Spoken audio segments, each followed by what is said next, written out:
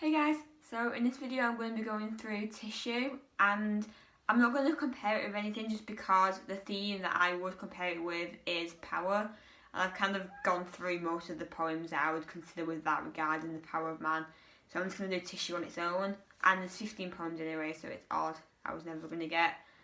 even pairs, and this is arguably the hardest poem, so I think it deserves its own video. And also I like it so much that I bought the full book of it, so quite happy to give it its own video in recognition, so please enjoy. So the first quote I've got is "Paper that lets the light shine through," and this has religious connotations if you think about Jesus being the light of the world, and so it symbolises God and the idea of purity, and also it suggests the fragility of life as we attempt to be remembered by putting bits of ourselves, history about us, etc. into these fragile documents that essentially are pretty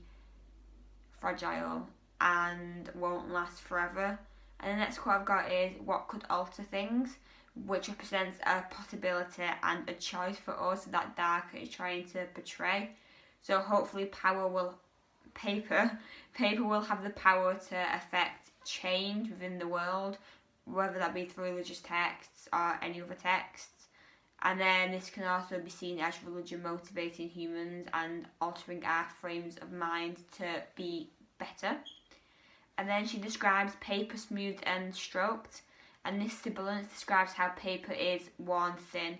and we treat it carefully and with respect and affection because it means so much to us, and we put such a great importance on it,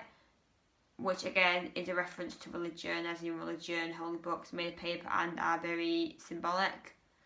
And then I've got the quote, "If buildings were paper, I might feel their drift," and this kind of shows a shift in tone now, and this metaphor suggests again society being fragile and the power that humans have as being fragile, since here the wind, which is described as quite gentle through the verb drift,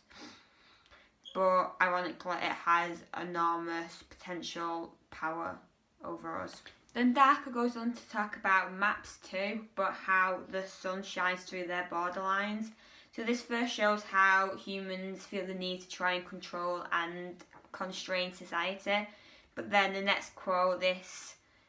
shows how even though maps create borders which divide humans, they are socially constructed and not real. So the sun, being like representative of nature and the most powerful force, can shine right through them because they're not real and they don't really exist. They're just a representation of humans trying to dominate over others. And then she uses the simile "might fly our lives like paper kites" when referring to money, and so this shows how our life can be controlled by money and by wealth and by consumerism, as it makes us more vulnerable and more easily influenced by people if we are being controlled by this materialistic mindset. And then she talks about the shapes that pride can make, and this is a criticism of humanity and its pride, how we create big buildings that are ultimately unimportant and are just a way for us to try and show our power, which kind of links to Ozymandias and the statue maybe. Yet light will always shine through these big buildings that humans make, like the sun can shine through the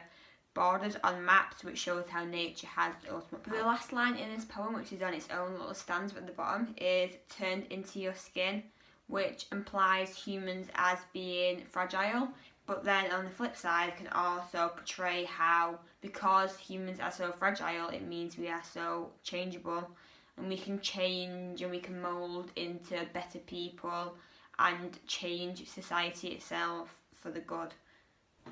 The main theme, in my opinion, in this poem is the power of humans, and how if we look at the poem as paper symbolising human power, then it tends to make more sense, and it shows how paper, like human power, is fragile and is easily destroyed. And also Darker goes to talk about how maps show these borderlines and other man-made features. However, nature's power is the one with the ultimate dominance, as it can break through anything that humans make, the maps, the big buildings, etc., which we see again through a quote which says, "Daylight break through capitals and monoliths," which again shows these human governments and these big human buildings as being massive and dominant, yet they're only temporary compared to nature, which lasts forever and has the strength to shine through it.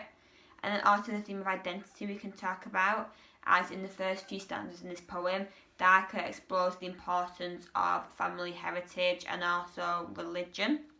and how these pages are treasured as though they're alive, the great importance that's placed upon these words to people and their identity, which we can see through the quote, grand design.